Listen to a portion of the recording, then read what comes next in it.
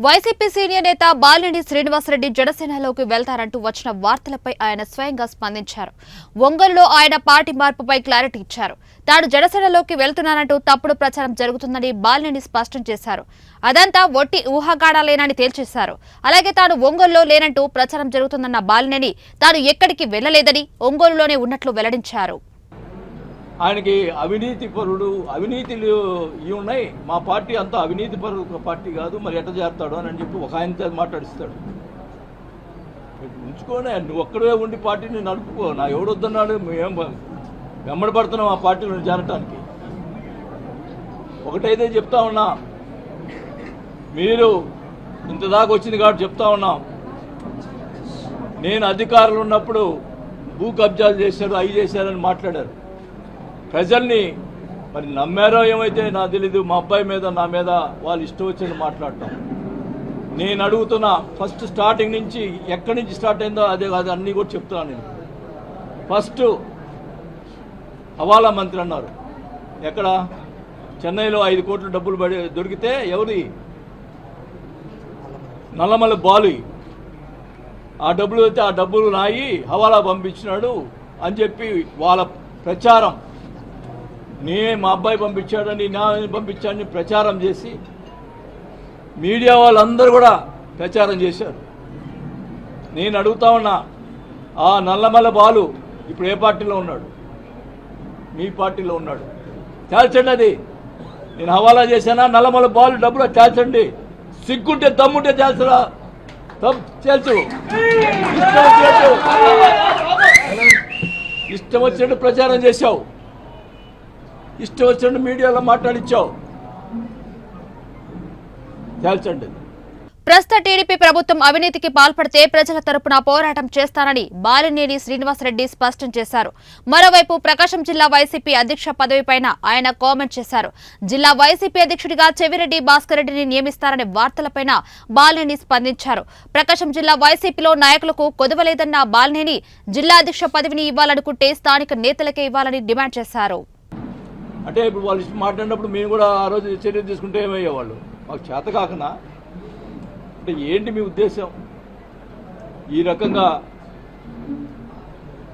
చేయటం మంచి పద్ధతి కాదు.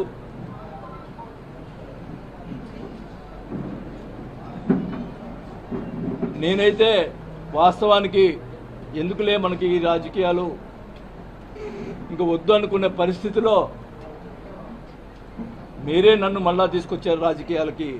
ఈ ప్రతిపక్ష వాళ్ళని కూడా ఈ సభాముఖంగా తెలియజేసుకుంటా ఉన్నా. నేను వదిలిపెట్టను ఒంగోలుని. ఖచ్చితంగా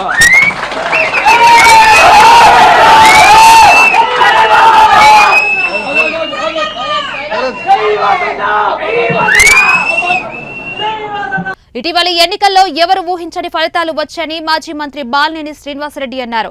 గత 25 ఏళ్లలో తాను ఎమ్మెల్యేగా ఉన్న సమయంలో ఎవరిని ఇబ్బంది పెట్టలేదన్నారు. ఎన్నికలకు ముందు తాను ఇవే నా చివరి ఎన్నికలు అని ముందే చెప్పానని, ఎవరి ఆలోచన ఏంటో ప్రజలు గెలిపించలేదన్నారు. ఫలితాల అనంతరం మా కార్యకర్తల మీద కేసులు పెట్టడం, దాడులు చేయడం చేశారని, గతంలో మేము ఇలానే చేస్తే మీ పరిస్థితి ఎలా ఉండేదని ఆయన ప్రశ్నించారు. రాజకీయాలు వదిలేద్దామని అనుకున్న సమయంలో కార్యకర్తలపై దాడులు చేసి మళ్లీ రాజకీయం మీరే చేస్తున్నారని ఫైర్ అయ్యారు. నేను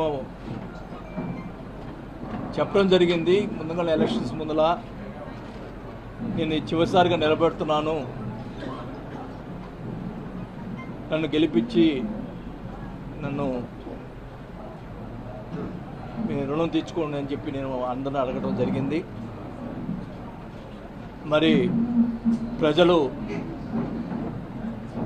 నేనేమన్నా తప్పు చేశానో లేకపోతే ఏం చేశానో నాకైతే తెలియదు, కానీ మమ్మల్ని ఆదరించలేదు. ప్రజలు వాళ్ళకి పట్టం కట్టారు. సో నేను ఏదైతే చెప్పానో ఇది చివరి ఎలక్షన్స్ అని, నేను ఆ రోజే కౌంటింగ్ రోజే సాయంత్రం వల్ల మధ్యాహ్నం నుంచే బాధ వేసి నేను ఊరు వెళ్ళటం జరిగింది.